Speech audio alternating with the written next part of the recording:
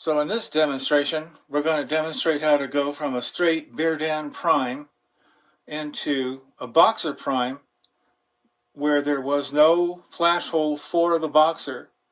Now you can see on the right, you're seeing what looks like the boxer flash hole for a boxer primer, but in reality, if you look more closely, you'll see the two little Berdan passageways that are cut into the case.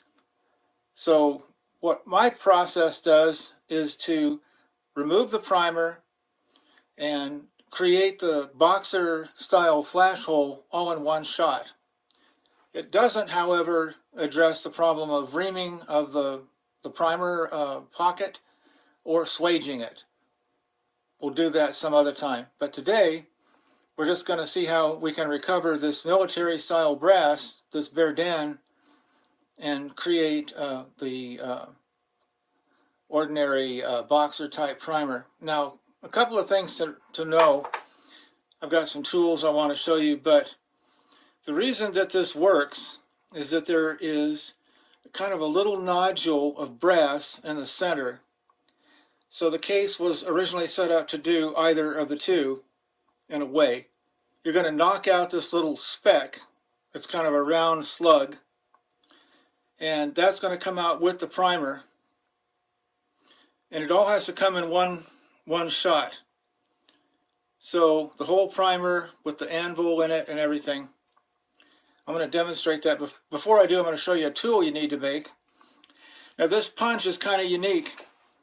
I've got 1/8 inch hard landing gear wire, and I put this on a grinder and I ground it to where I could get it about as, I guess you could say it's got a bend in it now, but it's about as symmetrical as I can get it using a freehand grinding.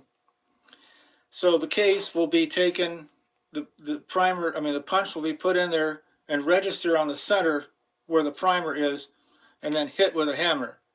So let's take a fresh one of those and try to do that right now.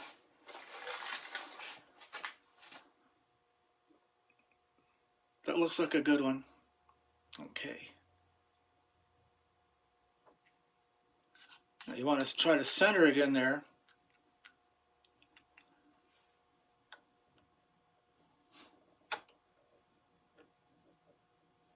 And hold it. This is going to make some racket.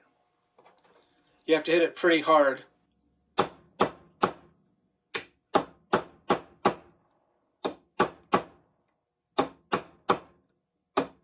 And some other punch would break by now or bend. Yeah, came loose. Okay, it's starting to press out. Let's go a little bit farther. Look out for your hands. Use safety glasses when you're doing this. Okay. Knocked it free. Now this gets a little bit stuck sometimes, so you end up having to take another punch, put on there, and then knock this out. I'll try to demonstrate that. It isn't very hard. Just takes another minute here. So put this in here. See if we can get this camera to...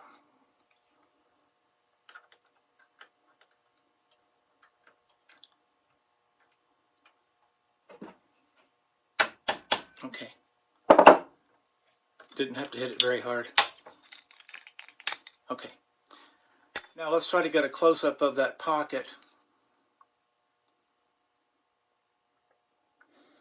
Now, if you can see in there, I think basically you can see. Now, I'm not going to tell you that the pocket or the flash hole that you punch is going to be symmetric every time. This is military brass, and I'm trying to recover it. It was for free, so that's what you get. Let me try to clean this up a little bit. Okay. Now, if you look closely, you see the Berdan holes, and now you see the new flash hole that's been punched through. And again, move over here. There's a little bit of ejecta that comes out. It's like a slug. What if I can put it on this? You see it a little bit better.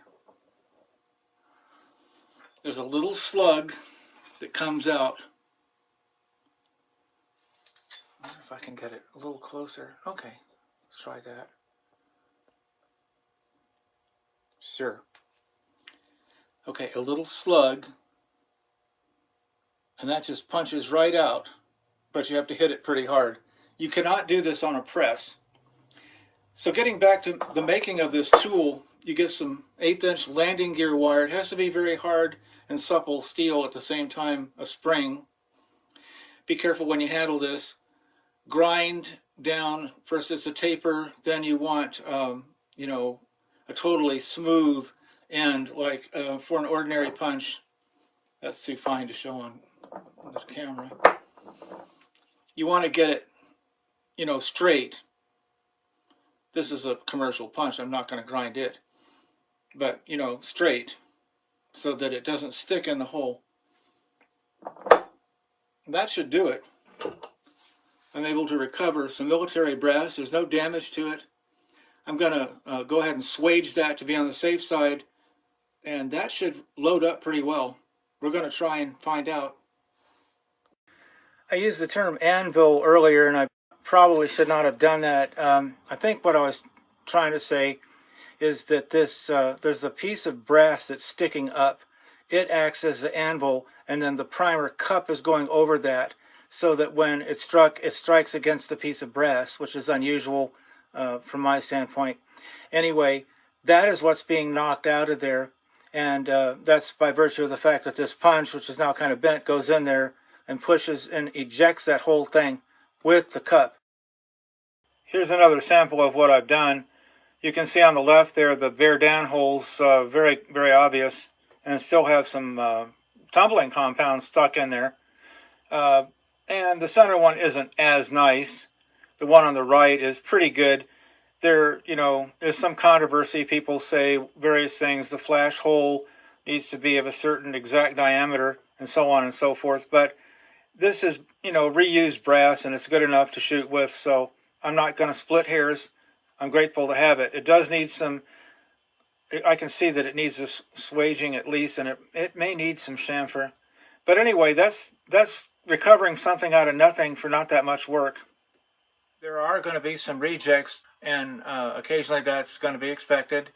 The flash hole needs to be centered, and it needs to meet a standard size of 5/64 of an inch. You can check that with an ordinary 5/64 of an inch drill, and if you need to, you can enlarge it.